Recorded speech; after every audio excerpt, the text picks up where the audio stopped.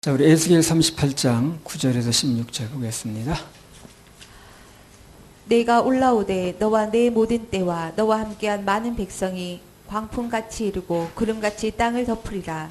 나 주 여호와가 말하노라. 그날에 내 마음에서 여러 가지 생각이 나서 악한 꾀를 깨어 말하기를 내가 평원의 고을들로 올라가리라. 성벽도 없고 문이나 빗장이 없어도 염려 없이 다 평안히 거하는 백성에게 나아가서 물건을 겁탈하며 노력하리라 하고 내 손을 들어서 황무하였다가 지금 사람이 거처하는 땅과 열국 중에서 모여서 짐승과 재물을 얻고 세상 중앙에 거하는 백성을 치고자 할 때에 스바와 드단과 다시스의 상고와 그 부자들이 내게 이르기를 내가 탈취하러 왔느냐, 내가 내 무리를 모아 노력하고자 하느냐, 은과 금을 빼앗으며 짐승과 재물을 취하며 물건을 크게 약탈하여 가고자 하느냐 하리라 하셨다 하라.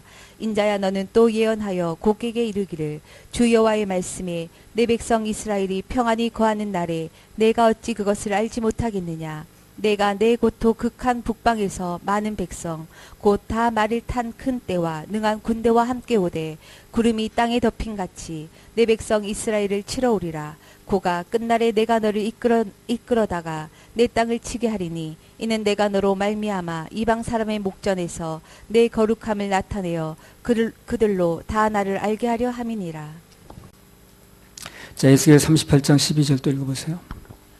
물건을 겁탈하며 노력하리라 하고 내 손을 들어서 황무하였다가 지금 사람이 거처하는 땅과 열국 중에서 모여서 짐승과 재물을 얻고 세상 중앙에 거하는 백성을 치고자 할 때에 사람들이 잘 몰라서 그렇죠. 지금 예수님 믿고 구원받는 게 얼마나 중요하다는 걸 몰라요. 곧 운명이 결정되는 걸 모르고 사람들이 그냥 지내는 거예요.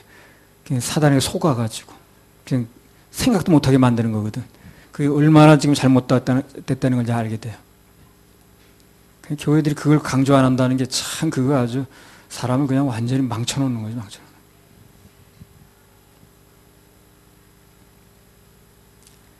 자, 여기 보면요. 이제 그들이 쳐들어와서 황무하였다가 지금은 사람이 거하는 땅이라고 그랬어요. 열국주에 모여서 짐승과 재물을 얻고 세상 중앙에 거하는 백성들을 치고자 할 때 그랬는데 그 땅 그 백성이 이제 기적적으로 독립된 이스라엘을 얘기를 합니다. 수천 년 동안 흩어져 있다가. 그리고 예루살렘은 세상의 중앙으로 표현했죠.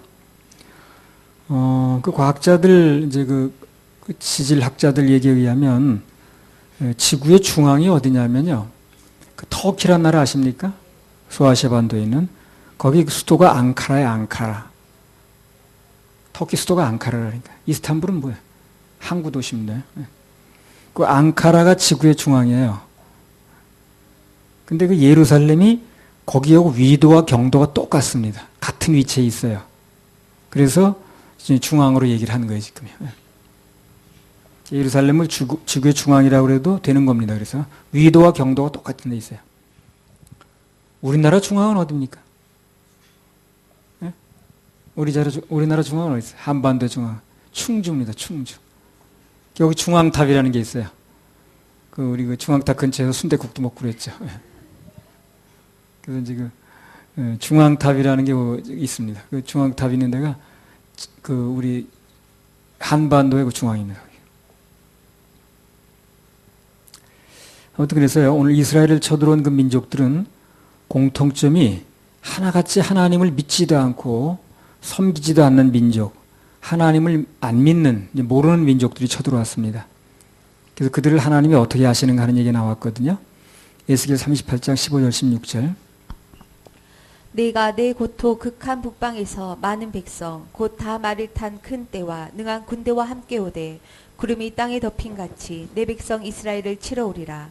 고가 끝날에 내가 너를 이끌어다가 내 땅을 치게 하리니 이는 내가 너로 말미암아 이방 사람의 목전에서 내 거룩함을 나타내어 그들로 다 나를 알게 하려 함이니라.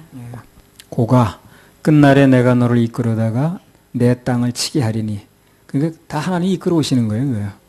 자기들이 쳐들어오는 것 같아도 하나님이 이끌어내신 거예요. 끌고 다니는 거예요. 그 전쟁은 그들이 이길 수가 없어요.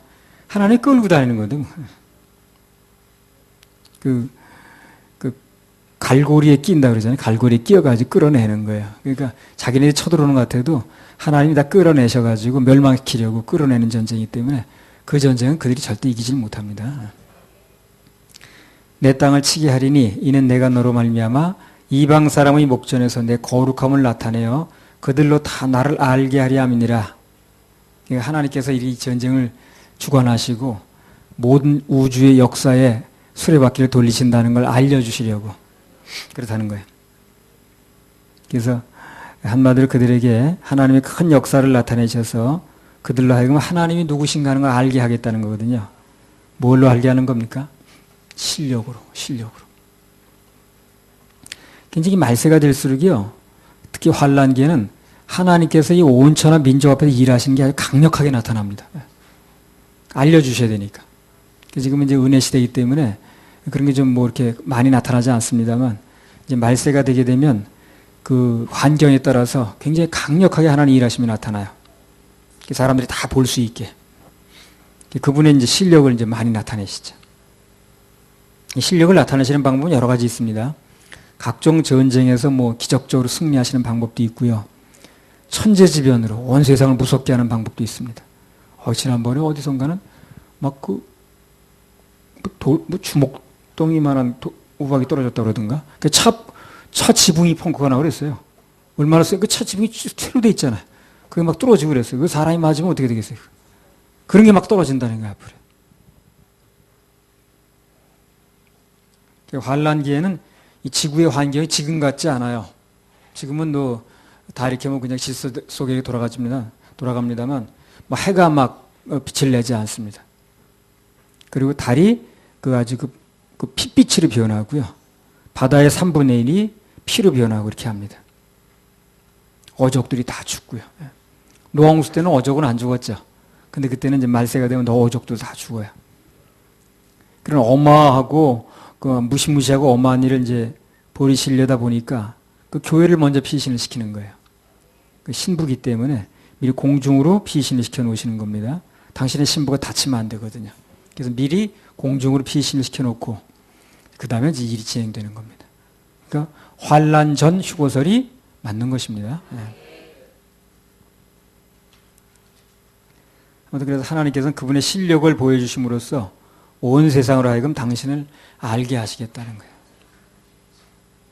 그래서 말세 그 환란기에 일어난 전쟁들은 대부분 그런 목적이에요. 거의 다 하나님께서 얼마나 위대하신가를 나타내는, 알게 하려는 그런 목적의 전쟁들입니다. 그래서 그들로 다 나를 알게 하려 함이라 이런 표현을 쓰신 거예요. 하나님께서는 하나님께 왜 영광을 돌려야 되느냐? 영광스러운 분이니까. 하나님을 왜 높여드려야 되는가? 실제로 높으신 분이니까. 그래서 높여드리는 거예요. 높으신 분이니까. 근데 중요한 것은 뭐냐? 그때 가서 알지 말고, 그때 가서 그렇게 하려고 그러지 말고, 지금 미리 알아드려야 된다는 거예요. 그게 중요합니다. 지금 구세주를 알아야 구원을 받지. 이 다음 죄와 상관없이 심판주로 오실 때, 그때 가서 알아드려 본들 늦는다는 겁니다.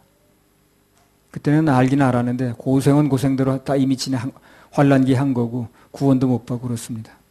고린도후서 6장에 지금은 은혜 받을 만한 때요. 보라 지금은 구원의 날이로다. 이게 굉장히 중요한 얘기입니다.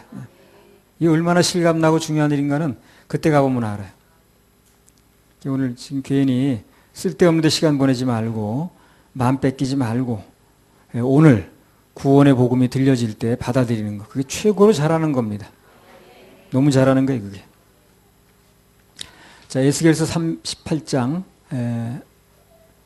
21절 22절 한번 읽어보세요. 나 주 여호와가 말하노라. 내가 내 모든 산 중에서 그를 칠 칼을 부르리니 각 사람의 칼이 그 영제를 칠 것이며 내가 또 온역과 피로 그를 국문하며 쏟아지는 폭우와 큰 우박덩이와 불과 유황으로 그와 그 모든 때와 그 함께한 많은 백성에게 비를 내리듯 하리라. 그 하나님께 쓰시는 무기가 이렇게 많아요. 한두 가지가 아니에요. 병 걸리게 하죠. 또 뭐예요 이거. 폭우가 막 쏟아지게 하죠. 큰 우박덩어리 떨어지게 하죠. 불과 유황불이 막 왔다 갔다 하죠. 그러니까 이길 수가 없는 거예요. 결국은 또 서로 간에 치게 만들어요. 그들끼리 막 치게 만들어. 찌르고 막. 천재지변, 병, 그들끼리 찌르고 이렇게 하니까 아무리 자기들이 동맹을 맺고 최신 무기를 가져와도 아주 간단하게 처리됩니다. 최신 무기가 있으면 뭐 합니까? 막 그냥 쓸 수 없을 정도로 막 우박이 떨어지고 막 비바람이 몰아치고 그냥 막 천재지변이 일어나는데 쓸 수가 있어야지. 하늘에서 막 유황불이 떨어지면 어떻게 쓰겠어요? 아무리 건강한 군인들이 오면 뭐 합니까? 희한한 병으로 막 치시는데. 병에는 장사가 없거든. 스가랴에서 보세요. 사람이 손인데 혀가 막 입속에 썩고 그러잖아요. 이게 또 결론은 뭐냐면요. 에스겔 38장 23절. 이와 같이 내가 여러 나라의 눈에 내 존대함과 내 거룩함을 나타내어 나를 알게 하리니 그들이 나를 여호와인 줄 알리라. 자, 결론은 뭡니까? 나를 여호와인 줄 알게 하겠다는 거예요. 하나님께서 그들 앞에서 당신의 존귀함과 거룩함과 위대하심을 나타내겠다는 겁니다. 그래서 우리는 미리 알아들이면 돼요. 미리 알아들이면. 그들은 나중에 알아들이려다 늦는 거고 우리는 미리 알아들이면 됩니다. 할렐루야. 우리 하나님께 박수 올려드려요. 네. 자, 에스겔 39장 1절에서 5절. 그러므로 인자야 너는 곡을 쳐서 예언하여 이르기를 주 여호와의 말씀에 로스와 메섹과 두발 왕 고가 내가 너를 대적하여 너를 돌이켜서 이끌고 먼 북방에서부터 나와서 이스라엘 산 위에 이르러 내 활을 쳐서 내 왼손에서 떨어뜨리고 내 살을 내 오른손에서 떨어뜨리리니 너와 내 모든 때와 너와 함께한 백성이 다 이스라엘 산 위에 엎드러지리라. 내가 너를 각종 움키는 새와 들짐승에게 붙여 먹게 하리니 내가 빈들에 엎드러지리라. 이는 내가 말하였음이니라. 나 주 여호와의 말이니라. 1절만 다시 말해주세요. 1절만이요. 그러므로 인자야 너는 곡을 쳐서 예언하여 이르기를 주 여호와의 말씀에 로스와 메섹과 두발 왕 고가 내가 너를 대적하여.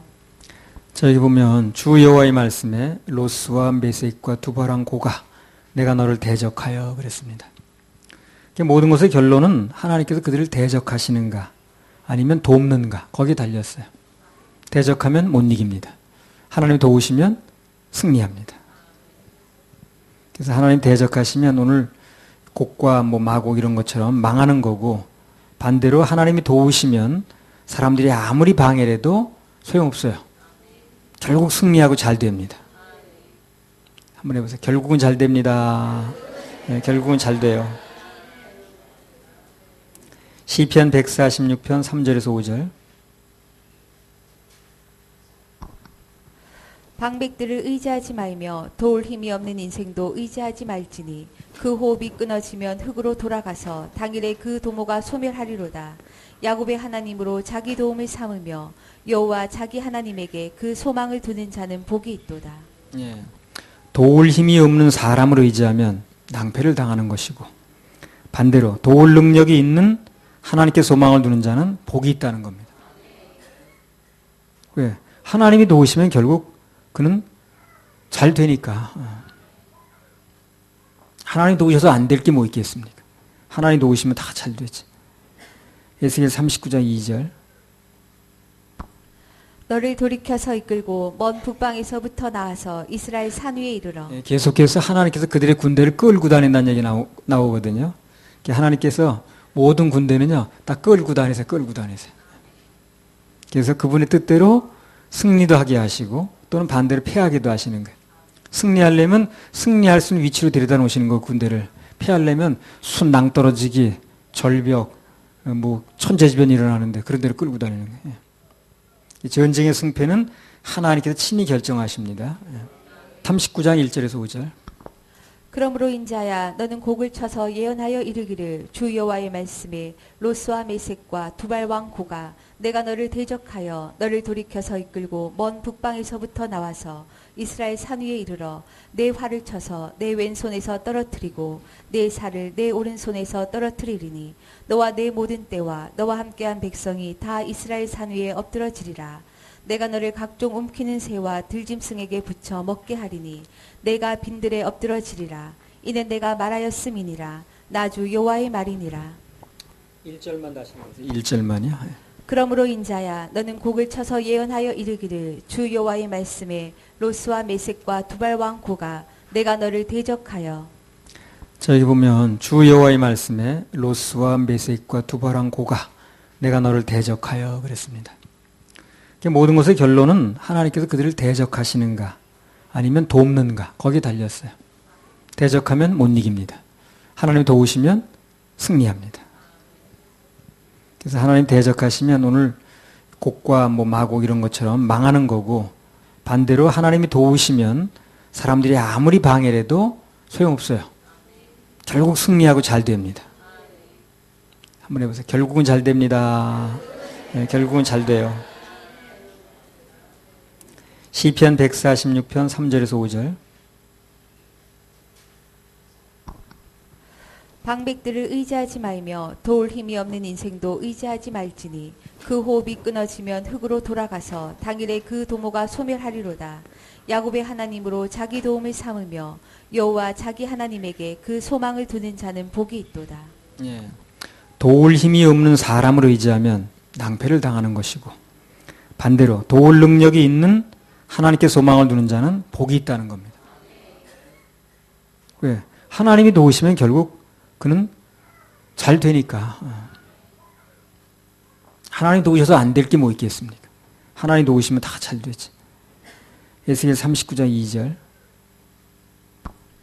너를 돌이켜서 이끌고 먼 북방에서부터 나와서 이스라엘 산 위에 이르러. 계속해서 하나님께서 그들의 군대를 끌고 다닌다는 얘기 나오거든요. 하나님께서 모든 군대는요 다 끌고 다니세요.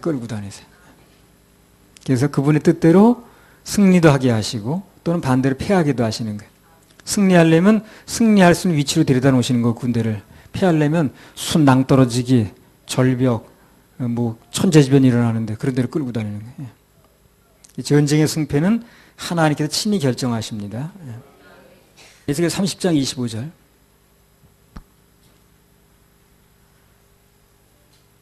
내가 바벨론 왕의 팔은 들어주고 바로의 팔은 떨어뜨릴 것이라. 내가 내 칼을 바벨론 왕의 손에 붙이고 그로 들어 애굽 땅을 치게 하리니 그들이 나를 여호와인 줄 알겠고. 내가 바벨론 왕의 팔은 들어주고 바로의 팔은 떨어뜨릴 것이라. 내가 내 칼을 바벨론 왕의 손에 붙이고 그로 들어 애굽 땅을 치게 하리니 그들이 나를 여호와인 줄 알겠고 그랬거든요. 예. 그래서 이 모든 전쟁은요 하나님이 손을 들어주면 이기는 거예요. 그리고 하나님이 손을 떨어뜨리면 아무리 길시고 싸우려고 해도 또 지는 겁니다. 우리나라 6.25 그 불법 남침이 딱 그런 거라. 그 6.25란 말을 쓸 때는 반드시 불법 남침이란 말을 붙여야 됩니다. 그래야 이제 그 정확한 용어가 되는 거예요. 우리나라 다 뺏기고요. 낙동강 그 전선 그거 이제 남았거든. 예. 낙동강화 자리거라고 그런 전진한다. 다부동 전투라고 아주 유명한 전투죠. 사람 얼마나 많이 죽었습니다. 근데 하나님께 기적같이 도와주셔서 그때 유엔군이 참전하게 됐고, 유엔군이 참전하게 지난 시간에 말씀드렸죠. 또 인천 장국작전이 그거 불가능한 작전이어서 그거예요. 안 되는 작전인데 하나님이 성공하게 해주셨습니다. 그래서 우리나라가 지금 존재하고 있는 거예요. 북한군은 이유 없이 서울에도 시간 끌고, 최은희 때문이라고 그러는데 하여튼 좌우지간 최은희인지 잘 모르겠는데 하여튼 시간을 끌었습니다. 일주일 동안. 그 바람에 우리가 시간을 벌었어요. 그래서 다시 한번 재정비할 수 있는 기회를 이제 시간을 버는 거죠. 지금도 막 땅을 친대. 그때 그거에 시간을 끌었지 그래가지고. 왜는 왜야? 하나님 그렇게 하셨지. 하나님 끌고 다닌다는 거래요. 그래서 서울까지만 끌고 오셔가지고 거기서 멈춰놓은 거예요. 더 끌고 가지 않은 거예요. 그러나 일주일 동안 멈춰놨다가 또 나중에 추후에 끌고 가시니까 더 갈 수가 없지. 그들이 자청해서 가는 게 아니라니까. 에스겔 39장 3절. 내 활을 쳐서 내 왼손에서 떨어뜨리고 내 살을 내 오른손에서 떨어뜨리리니. 예. 그래서 이스라엘 땅을 노력하려 온 고개 군대는 오히려 하나님의 역사로 인해서 자신들의 무기를 제대로 사용도 못하고 그리고 패하게 된다 하는 내용이 나왔습니다. 예. 그러니까 그 살을 그냥 들고 있다 떨어뜨리는 거예요. 힘없이 그냥 땅에다가 사용 못한다 그 말이죠. 우리 앞에 어떤 엄청난 일이 벌어져도 어떤 경우를 당해도 오직 일하실 주님, 구원하실 주님, 그분만 바라보면 됩니다. 그럼 만사형통입니다. 그런데요, 이게 이제 말은 간단한데, 그 말같이 이게 또 쉽진 않아요, 이게. 주님만 바라본다는 게. 누구든지 눈앞에 환경이 벌어지면 거기 영향을 받게 되죠. 그 상황에서 주님 바라보기 쉽지 않습니다. 그래서 일생 동안 이런 말은 적용을 해야 되기 때문에 그래서 계속 반복해서 말씀하시는 거예요. 아는 얘기지만 막상 닥치면 잘 안 되니까 그래서 또 말씀하시고 또 말씀하시고 이렇게 하는 거예요. 아주 귀에다 넣는 거예요, 지금. 마음판에 새기는 겁니다. 자, 에스겔 39장 4절. 너와 내 모든 때와 너와 함께한 백성이 다 이스라엘 산 위에 엎드러지리라. 내가 너를 각종 움키는 새와 들짐승에게 붙여 먹게 하리니. 예. 그래서 환경이 닥치면 그 잘 적용 잘 안 되죠. 그래서 계속 말씀하시는 거예요. 예. 그래서 우리 일생 동안 어떤 일을 당하든지 또 어떤 일을 만나든지 우리 주님만 바라보면 언제나 하나님의 일하심을 볼 수가 있습니다. 그리고 결국은 승리해요. 내가 너를 각종 움키는 새와 들짐승에게 붙여 먹게 하겠다는 거예요. 새들이 달라들어서만 먹고 그러는 거예요. 그러니까 뭐 이길 수 없겠죠. 그래서 하나님께서 하시는 방법은 여러 가지가 있습니다. 별기상천의 방법이 다 있어요. 그래서 뭐 미사일을 만드네, 뭐 핵을 만드네, 쏘래, 뭐 별소리 다 해도 그것도요, 하나님이 기상천외한 방법으로 하시면 뭐 우리가 예기치 못할 일이 많이 일어날 수 있어요. 지난번에 얘기했듯이 그 자기가 쏜 게 그 자리에서 터지든가 아니면 그거 아주 얄밉게 구는 저쪽 위에 동네로 날아가든가 뭐 이렇게 하나님이 하시면 되는 거예요. 이렇게. 요새 그런 포도 있더라고요. 쏘면은 옛날에는 포가 쏘면 앞으로 나가죠. 근데 지금은 딱 쐈어. 이만큼 나라 꺾여, 포탄이. 꺾여가지고 다시 돌아가는 포도 있어요. 희한하대, 그거. 그리고 주님께서 그렇게 하시면 돼요. 우리나라는 하나님이 하시는 걸 기대할 수밖에 없어요.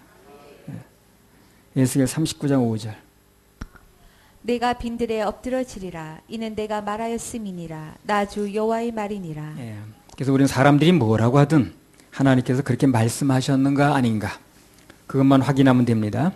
그럼 낭패 볼 일이 전혀 없어요. 우리도 사람들이 뭐라고 하든 주님께서 하신 말씀만 듣고 그것만 바라보고 지금까지 왔거든요. 우리가.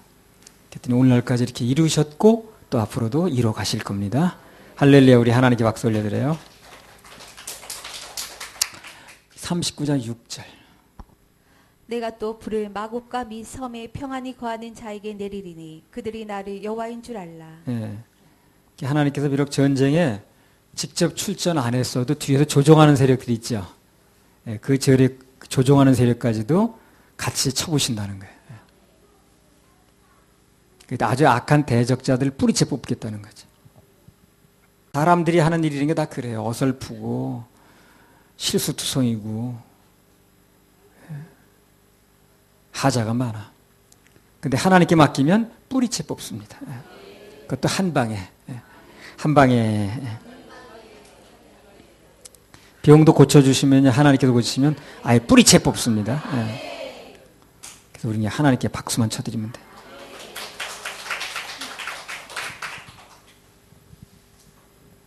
자, 에스겔 39장 7절. 내가 내 거룩한 이름을 내 백성 이스라엘 가운데 알게 하여 다시는 내 거룩한 이름을 더럽히지 않게 하리니 열국이 나를 여호와 곧 이스라엘의 거룩한 자인 줄 알리라 하셨다 하라. 하여튼 이스라엘의 거룩한 자인 줄 알게 하리라. 이스라엘의 거룩한 자인 줄 알리라 하셨다 하라. 그래서 늘 드리는 말씀이지만 하나님께서 하시는 일의 주 목적은 궁극적으로 당신의 이름을 빛내려고 하는 것입니다. 오직 주님의 이름만 믿고 나가면 그분이 이름이 알려지고 빛나는 과정에서 내 이름은 저절로 알려집니다. 그분의 이름만 높이고 그분의 이름만 믿고 나가는 과정에서 그분의 이름이 높여지면 내 이름은 어떻게 된다고요? 저절로 높여집니다. 저절로. 그 일개 목동을 지내던 다윗의 그 이름이 어떻게 해서 알려지게 된 거예요, 그 사람이? 거인 골리앗을 쓰러뜨리면서 알려지게 됐죠. 그죠? 그러면 구체적으로 그 거인 골리앗을 쓰러뜨릴 때 다윗이 뭘 앞세웠냐는 거예요. 사무엘상 17장 45절.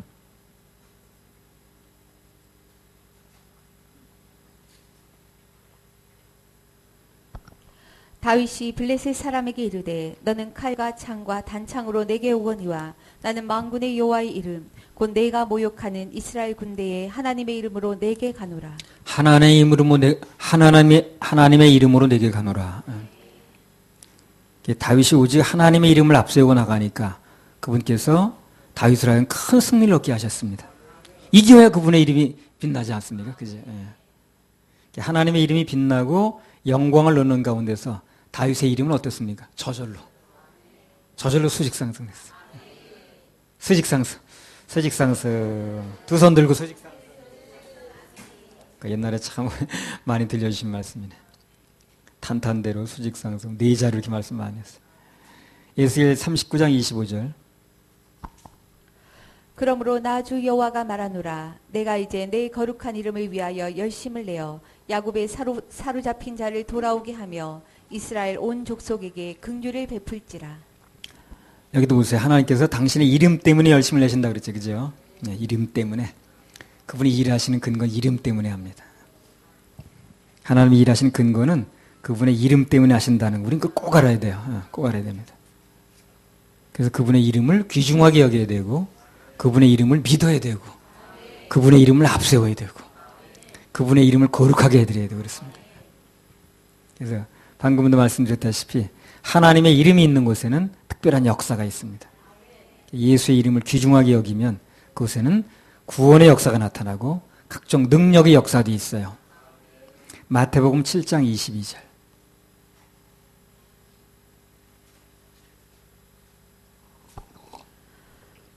그날에 많은 사람이 나더러 이르되 주여 주여 우리가 주의 이름으로 선지자 노릇하며 주의 이름으로 귀신을 쫓아내며 주의 이름으로 많은 권능을 행치 아니하였나이까 하리니. 예. 자, 그들이 구원받은 사람은 아니에요. 그죠? 그러나 관계없이 예수라는 이름 자체의 권능이 있기 때문에 예수의 이름을 걸고 있을 때는 권능이 나타났다는 얘기죠. 그렇다니까 그랬어요. 그러니까 구원받지 않았다 할지라도 예수의 이름을 걸고 하는 일에는 그분의 이름 자체의 능력이 있어서 권능이 나타났다는 얘기라는 거예요. 그걸 구원으로 착각하면 안 되긴 하지만 예수라는 이름은 참 신기한 이름입니다. 아주 놀라운 이름이에요. 그래서 일평생 예수님의 이름을 귀중하게 여기면 그러면 어느새 그 사람의 이름도 귀중하게 되어 있습니다. 모든 좋은 일은 주의 이름을 앞세울 때 일어납니다. 할렐루야. 하나님께 영광의 박수 올려드려요. 에스겔 39장 8절. 나 주 여호와가 말하노라. 볼지어다 그 일이 이르고 이루리니 내가 말한 그날이 이날이니라. 예, 내가 말한 그날이 이날이라. 하나님께서 예언하신 그날은 그날이 이날로 반드시 옵니다. 그런 날이 있었는가 하면 이루어지는 이 날이 반드시 와요. 예. 말씀하신 거 반드시 이루어집니다. 예, 반드시. 19장 9절. 예. 이스라엘 성읍들의 거한 자가 나가서 그 병기를 불피워 사르되 큰 방패와 작은 방패와 활과 살과 몽둥이와 창을 취하여 7년 동안 불피우리라. 그들이 하나님 백성을 죽이려고 큰 방패 들고 오고 작은 방패 들고 오고 무기가 골고루 온 거예요. 그러니까 활과 살과 창 심지어 몽둥이까지 가져왔어요. 그 몽둥이 또 뭐에 쓸러 가져왔나. 근데 결국 하나님 앞에서는 그게 어떻게 됐다는 거예요. 불 피웠다 그러니까 불꽃이 화목됐습니다. 그렇게 준비해 왔는데. 그래서 우리가 담대한 인생을 살려면 모든 것을 하나님의 눈으로 볼 줄 알아야 돼요. 그게 아주 중요합니다. 열왕기하 6장 14절에 17절. 우리 눈을 볼 땐 뭐예요? 야, 저렇게 골고루 물 가져오는 거에 몽둥이까지. 그렇게 생각할 수 있죠. 근데 나중에 보니까 전부 불쏘시로 쓰는 거예요. 그러니까. 화목으로 쓰는 거예요. 하나님의 눈을 볼 줄 알아야 돼요. 그럼 아무것도 아닌 거예요, 그러면. 열왕기하 6장 14절 17절. 왕이 이에 말과 병거와 많은 군사를 보내매 저희가 밤에 가서 그 성을 에워쌌더라. 하나님의 사람의 수종 드는 자가 일찍 일어나서 나가보니 군사와 말과 병거가 성을 에워쌌는지라. 그 사환이 엘리사에게 고하되 아, 내 주여 우리가 어찌하리이까. 대답하되 두려워하지 말라. 우리와 함께한 자가 저와 함께한 자보다 많으니라 하고 기도하여 가로되 여호와여 원컨대 저의 눈을 열어서 보게 하옵소서 하니 여호와께서 그 사환의 눈을 여심해 저가 보니 불말과 불병거가 산에 가득하여 엘리사를 둘렀더라. 엘리사와 게하시의 차이가 뭔가? 한마디로 말하면 뭡니까? 관점의 차이예요. 보는 관점의 차이라. 그 차이가 이런 정반대 입장이 되는 거예요, 지금. 승패를 갈라놓는 겁니다. 메사의 아람 군대를 보면요. 나오느니 한숨, 탄식, 그냥 아이고. 주님만 바라보면 그분의 불말과 불병거가 보입니다. 소망이 생기죠. 막 손에 힘이 들어갑니다. 그거 차이예요. 뭘 보느냐? 아람 군대를 보느냐? 아니면 불말과 불병거를 보느냐? 그 차이입니다. 우리 김은혜 전사님도 불말과 불병거를 보세요. 요단 강물에 그냥 담그기만 하면 낫는 그걸 보셔야 됩니다. 그리고 그냥 그걸 통해서 그냥 가족 전체를 그냥 지금 돌이키려고 자기를 공격하고 있는 사람들, 가족들 다 그냥 공격 멈추고 외부와 싸우게 만들려고 그렇게 일하실 겁니다. 괜히 그렇게 그런 병을 주실 리가 없어요. 그래서 그냥 지금 가족들이 하도 자기를 공격하고 있으니까 자행을 하고 있으니까 하나같이 그 사람들 다 이제 그냥 외부하고 싸우게 만들게 자기 공격 멈추고 그렇게 만들려고 지금 하시는 거예요. 나중에 청답도 너 왜 너를 공격하고 있냐? 그렇게 한마디 했어요. 외부하고 싸워야지. 그 자행이다 그거. 에스겔 39장 10절. 이와 같이 그 병기로 불을 피울 것이므로 그들이 들에서 나무를 취하지 아니하며 삼림에서 벌목하지 아니하겠고 전에 자기에게서 약탈하던 자의 것을 약탈하며 전에 자기에게서 늑탈하던 자의 것을 늑탈하리라. 나 주 여호와의 말이니라. 그래서 그들이 가지고 나무 가지고 좀 떼다 보니까 나 산에 가서 나무할 일이 없어진 거야. 참. 온갖 것을 다 가지고 왔는데 무기라고 몽둥이까지 들고 왔는데 이스라엘 백성들 그 7년간 연료가 됐어요. 나라적으로 전체가 7년간 쓸 연료가 됐어요. 그래서 땔감 대주는 복이 됐다는 겁니다. 지금 이스라엘 백성들이 땔감이 많아지니까 더 이상 산에서 나무 벨 필요가 없다고 그러죠 지금. 그러니까 그 사람들이 글쎄 택배비도 안 받고 이렇게 날라다 줬으니 글쎄 자기 손으로 들고 왔으니 온 나라가 7년간이나 뗄 연료를 공급해 줬으니 그런 전화의 복이 어디 있느냐고 글쎄. 하나님 안에서 일어나는 모든 일은요 어떤 것이 됐든 간에 결국은 다 전화의 복입니다. 합력선이에요. 그 전에 말한 그 다윗과 골리앗 싸움도 그렇잖아요. 골리앗이 어마어마하게 차리고 나타났지만 그러나 그렇게 나타난 것 때문에 다윗만 유명해졌어. 조그맣게 나타났으면 다윗이 유명하지 않는 건데 엄청나게 차리고 나타나니까 그거 나타난 것만큼 다윗이 유명해지는 거예요. 그래서 다윗이 출세하는 겁니다. 수직 상승하는 거예요. 그렇죠? 예. 자, 에스겔 39장 11절에서 16절. 그날에 내가 곡을 위하여 이스라엘 땅 곧 바다 동편 사람의 통행하는 골짜기를 매장지로 주리니 통행하던 것이 막힐 것이라. 사람이 거기서 곡과 그 모든 무리를 장사하고 그 이름을 하몬곡의 골짜기라 일컬으리라. 이스라엘 족속이 7달 동안에 그들을 장사하여 그 땅을 정결케 할 것이라. 그 땅 모든 백성이 그들을 장사하고 그로 말미암아 이름을 얻으리니 이는 나의 영광이 나타나는 날이니라. 나 주 여호와의 말이니라. 그들이 사람을 택하여 그 땅에 늘 순행하며 장사할 사람으로 더불어 지면에 남아있는 시체를 장사하여 그 땅을 정결케 할 것이라.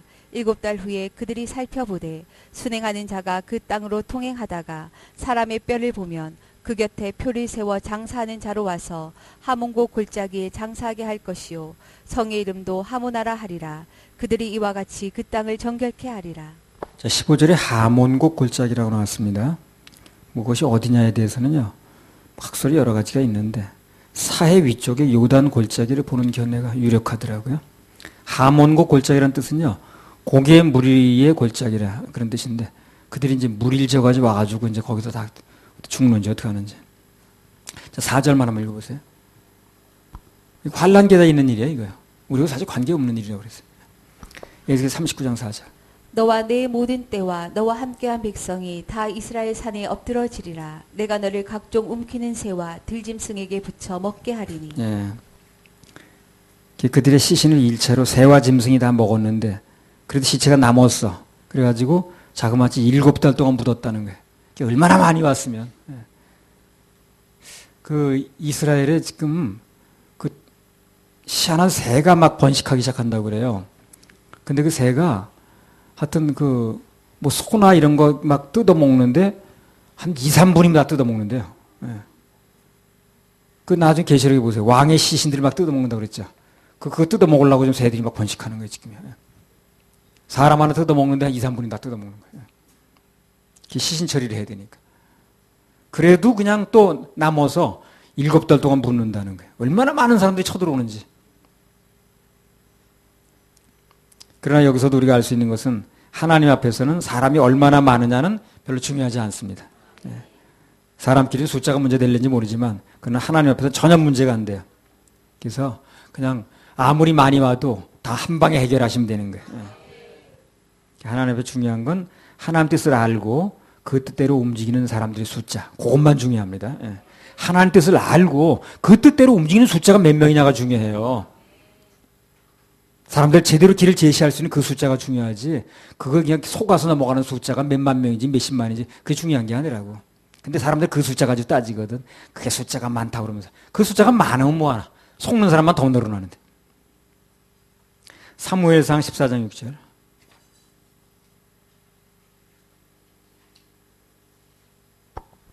요나단이 자기 병기든 소년에게 이르되 우리가 이 할례 없는 자들의 부대에게로 건너가자.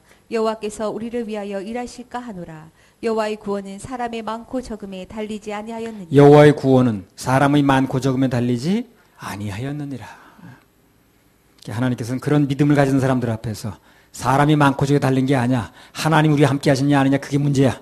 라고 믿는 사람들. 그런 사람들 앞에서 온갖 표적을 행하시는 거예요. 그 뒤에 보면 요나단이 갈 때마다 적군이 어떻게 했습니까? 저절로 쓰러졌습니다. 요나단이 가면 저절로 쓰러지는 거예요. 예. 그 사무엘상 14장의 그 뒷부분을 한번 읽어보세요. 그런가 안 그런가. 가면 이게 저절로 쓰러져요. 죽기만 하면 되게 쿡쿡 찌르고 가면 돼요. 예. 그런 일이 벌어졌어요. 에스겔 그걸 저절로라고 그러거든요. 에스겔 39장 17절에서 24절. 너 인자야 나 주 여호와가 말하노라. 아니 22절에 24절만 읽어보십시오. 39절. 그날 이후에 이스라엘 족속은 나를 여호와 자기들의 하나님인 줄 알겠고 열국은 이스라엘 족속이 그 죄악으로 인하여 사로잡혀 갔던 줄 알지라. 그들이 내게 범죄하였으므로 내 얼굴을 그들에게 가리우고 그들의 그 대적의 손에 붙여 다 칼에 엎드러지게 하였으되 내가 그들의 더러움과 그들의 범죄한 대로 행하여 그들에게 내 얼굴을 가리웠었느니라. 자, 오늘 본문에 보게 되면 이런 일들이 일어난 건 두 가지 때문에 그렇다는 거예요. 첫째는 이제까지 말씀드린 대로 하나님께서 얼마나 위대한 분인가 하는 걸 알게 하려는 목적이 크고요. 그게 첫 번째입니다. 또 하나 중요한 목적은 이제까지 이스라엘 백성들이 모든 환난과 또 모든 역경의 원인이 뭐냐면 죄 때문에 그렇다는 거예요. 죄 때문에. 그걸 알려주려고 그러는 거예요. 그러면 죄 때문에 그러면 죄를 어떻게 해결받아야죠. 우리 구원받으면 많은 문제들이 해결되고 그랬어요. 구원받고 하나님 자녀가 되면 의외로 많은 문제들이 해결됩니다. 그래서 앞으로 지옥에서 끝없는 고통을 안 당하려면 아까 말씀드렸잖아요. 우리 운명이 지금 끊어진 그날 바로 대기자가 있다니까요. 천사가 우리를 끌고 갈 것인가 아니 안내할 것인가 천국으로 아니면 지옥으로 끌고 갈 것인가 딱 운명이 결정됩니다. 그래서 그걸 그러한 이제 운명이 결정적인 순간에서 지옥으로 안 가려면 최우선적으로 죄 문제를 해결해 둬야 돼요. 그게 최고로 급선무입니다. 근데 지금 거의 대다수의 이제 거짓 선지자들이 그런 문제를 관심을 두질 않아요. 그리고 사람들이 그 제대로 인도를 안 하는 거예요. 그러니까 사람들 전혀 관심이 없죠. 그래서 우리는 누가 뭐라 하든 간에 오직 하나님 앞에서 그들이 죄 문제를 해결받는데 관심을 둬야 됩니다. 그래 죽지 않고 영원히 살거든요. 죽지 않고 사는 얘기가 나왔으니까 그때 무슨 질문이 나왔냐면 한나가 질문을 했는데 이런 질문을 했어요. 출애굽기 25장 31절 35절.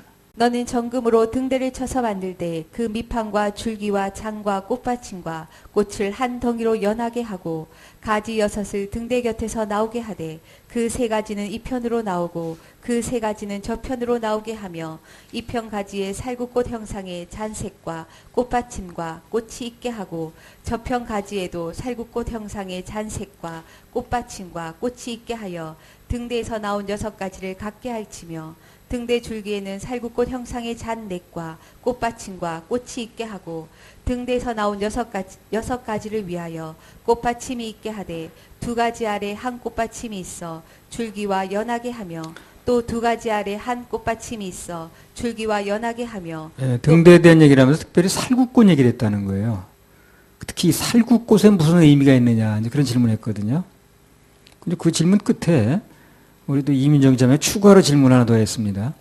만약 그 살구꽃에 의미가 있다고 그런다면 민수기 17장 8절에서 아론의 그 지팡이에 살구 열매가 열렸죠. 그건 무슨 관련이 있냐 이런 질문을 그때 했습니다. 그래서 하나님께 뭐라고 그때 감동 주셨냐면 살구꽃이 됐든 뭐가 됐든 그 꽃이 어디로부터 나왔느냐가 중요하다고 그랬어요. 그죠? 예, 살구꽃이든 무슨 꽃이든 그게 중요한 게 아니고 그 꽃이 어디로부터 나왔느냐, 뭐하고 연결되어 있느냐 그 말이죠. 그 살구꽃은 어디로부터 나왔습니까? 등대로부터 나왔습니다. 그렇죠? 그 등대는 뭘 말합니까? 요한복음 8장 12절. 그 살구꽃이 등대에 붙었잖아요. 그죠? 맞죠? 등대에서 나온 거 아니에요? 그 등대가 뭘 의미하느냐? 요한복음 8장 12절. 예수께서 또 일러 가라사대 나는 세상의 빛이니 나를 따르는 자는 어두움에 다니지 아니하고 생명의 빛을 얻으리라. 등대는 세상의 빛 되시는 예수님 상징합니다. 살구꽃이든 뭐든 중요한 것은 그 꽃이 예수님에게서 뻗어나왔다는 거예요. 그게 중요합니다. 자, 그렇게 놓고 민수기 17장 5절에서 8절 한번 읽어보세요.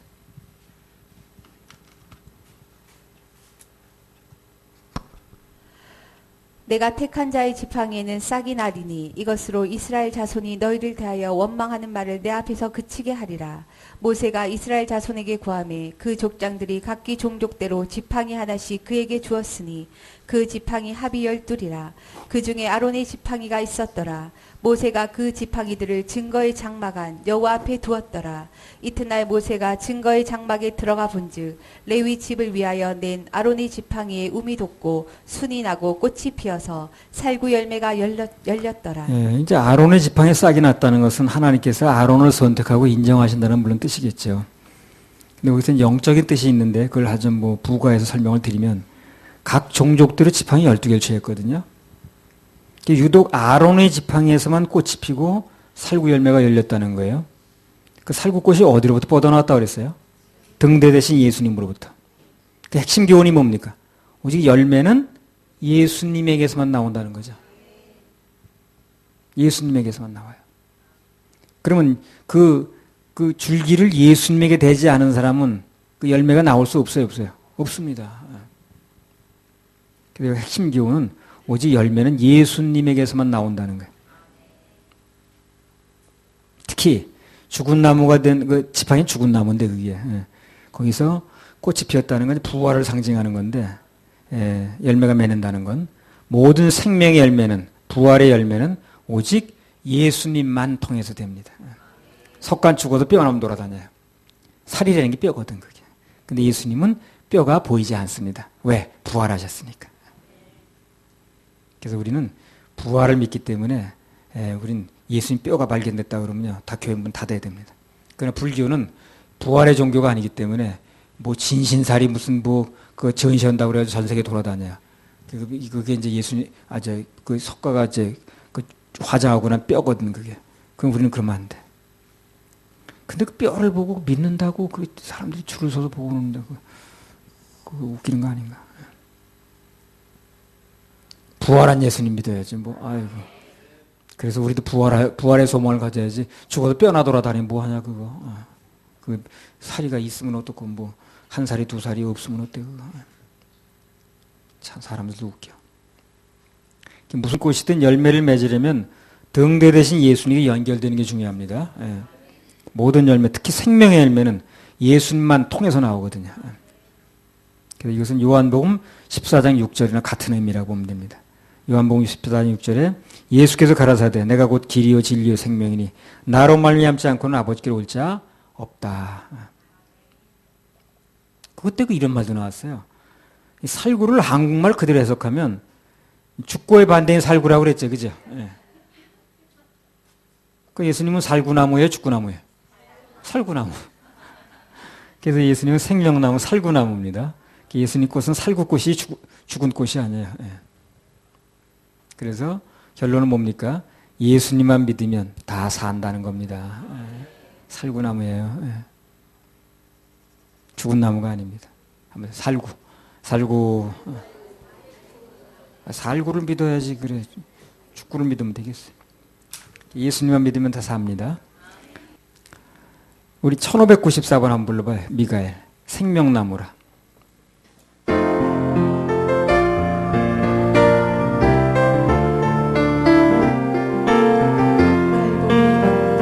갈보리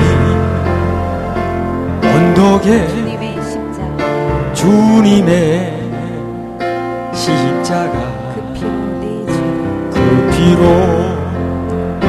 내 죄를 깨끗하게 씻었네. 생명의 꽃 피었네.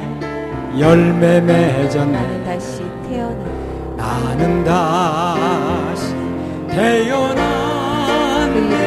그 이름 생명나무라. 절망과 고통에 세상 길 헤매일 때 예수님 품으로 나를 인도하셨네. 생명의 꽃 피었네. 열매 맺었네. 나는 다시 태어난 그 이름 생명나무라. 지나온 인생길 부끄러움 뿐이지만 주님의 은혜로 감사 많이 넘치네. 생명의 꽃 피었네. 열매 맺었네. 나는 다시 태어났네. 그 이름 생명나무라. 자, 에스겔 39장 26절 29절. 그들이 그 땅에 평안히 거하고 두렵게 할 자가 없게 될 때에 부끄러움을 품고 내게 범한 죄를 뉘우치리니 곧 내가 그들을 만민 중에서 돌아오게 하고 적국 중에서 모아내어 열국 목전에서 그들로 인하여 나의 거룩함을 나타낼 때에라. 전에는 내가 그들로 사로잡혀 열국에 이르게 하였거니와 후에는 내가 그들을 모아 고토로 돌아오게 하고 그 한 사람도 이방에 남기지 아니하리니 그들이 나를 여호와 자기들의 하나님인 줄 알리라. 내가 다시는 내 얼굴을 그들에게 가리우지 아니하리니 이는 내가 내 신을 이스라엘 족속에게 쏟았음이니라. 나 주 여호와의 말이니라. 예. 그래서 오늘 이스라엘 백성들에게 가진 우여곡절 끝에 그들 마음속에 하나님의 신 성령님을 이제 모시게 됐습니다.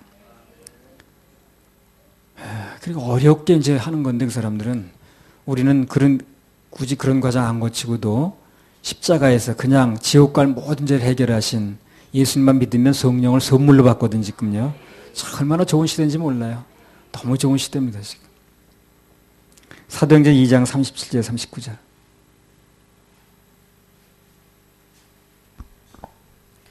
저희가 이 말을 듣고 마음이 찔려 베드로와 다른 사도들에게 물어 가로되 형제들아 우리가 어찌할꼬 하거늘 베드로가 가로되 너희가 회개하여 각각 예수 그리스도의 이름으로 침례를 받고 죄 사함을 얻으라.